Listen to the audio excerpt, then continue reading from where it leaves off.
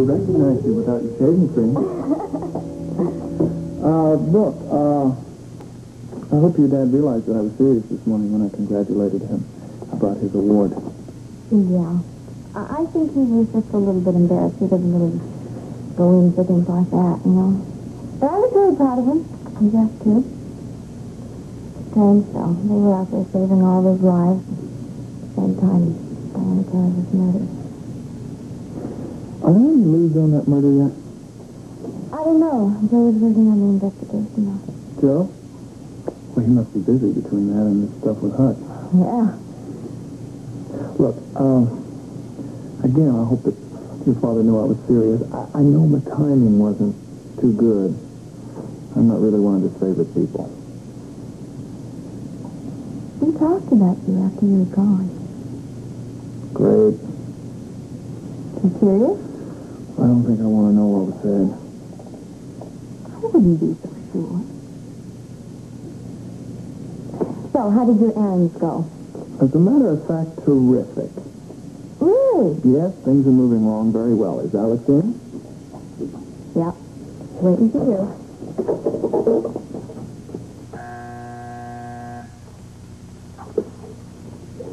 Yes, Nora?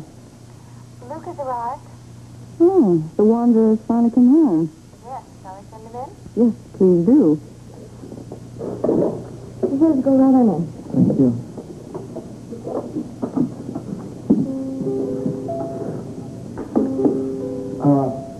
You know, I'm very serious about that big evening that we have planned.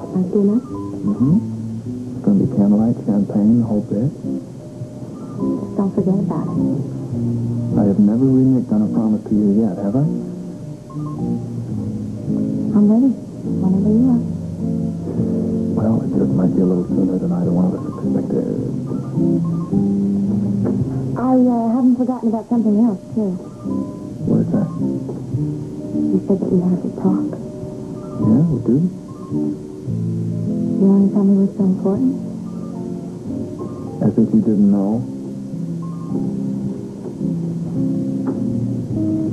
Okay, I can't live on dreams any longer, so... No, you're not going to have to live on dreams. And that's all I'm going to say, because the guy's got to have a few secrets.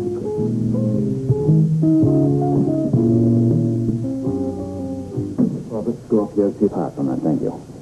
Well, that'll be all. That'll be all. Thank you, Albert. So, what did you find at the security office? Pretty much what I thought, that Alex and Luke had checked out the security arrangements yesterday. That must mean that they expect the statue to get to the auction hall, and perhaps they're planning to get it before it reaches the auction block. I don't think they could, but it's an idea that they've probably checked into. Alex is extremely clever, you know. Clever enough to know that she's being watched. Yes, and maybe this is one of her other tricks, to make us believe that this is the real Ice Princess when it's only a decoy. Exactly as we said, you know.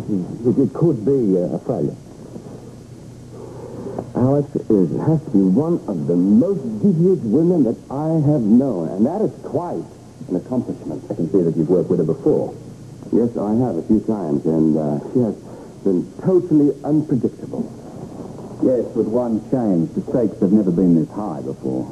That's why I don't know why she would play such a dangerous game to mislead us. She'd kill for the Ice Princess. Oh, no doubt about that. The point is that there's no way for us to know whether that statue is the real thing until we get it in our hands. Fake or real, we must find out. I would give anything in this world to penetrate the Quartermain's inner circle, find out what is really going on. There's no way to do that. Are you positive that the expense can be bought? Unfortunately for him, I haven't found his price. Luke and Alex are hatching. It's going to take place inside the auction hall itself. Which tells us very little. Maybe not. You think about this. They already know about the security arrangements there. So their main problem is going to be to get past the guards at the door. Which means their plan is to strike at the auction. It does it. I mean, look, if they're going to try to work a plan like that, it means they've got to go up against the security guards and us.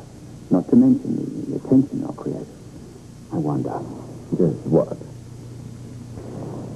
Spence is clever enough to have created this whole plan as a smokescreen, but then again, he's not to know, or doesn't know, I don't think, that I know the security arrangements. And he had no way of knowing that you knew that he went to the auction hall to check it out. So the plan we see emerging now may not be a smoke screen at all. So when do we hit them? Maybe we don't hit them at all. Maybe it's someone else. Those odd objects are arriving by police van. Do we grab them then? And then risk a battle with the Port Charles police, are you kidding? No, certainly not. Although you're on the right track. If Luke plans to strike at the auction, then we have to hit him where he's vulnerable. He'll be watching us like a hawk. Do we use one of our own people to steal from the auction? No, because that would again be a problem of publicity. You know, a thief that steals from an art auction and past the security guard is going to be the object of questions. I mean, they're going to wonder why he would steal something that's invaluable. I mean, we couldn't force questions like that. So that brings us back to square one, doesn't it? Well, find out what Luke's plan is. And then stay one step ahead of him. Now, look, kid, I know you pretty well, and I also know that this morning must have been a smashing success. Just because I'm in a good mood doesn't mean that I'm going to tell you about my plan, Alex. But you got one, right? Yeah. Seems to be perfect. I mean, seems to be perfect. Well, I have to give it a dry run some night when there's nobody around that auction hall. Oh, but you know Scorpio's going to have you followed? Yes, that's where you come in. I need you to come up with something so that you can get Scorpio and all his stupid little goons and Cassadine and his goons and keep them off my tail.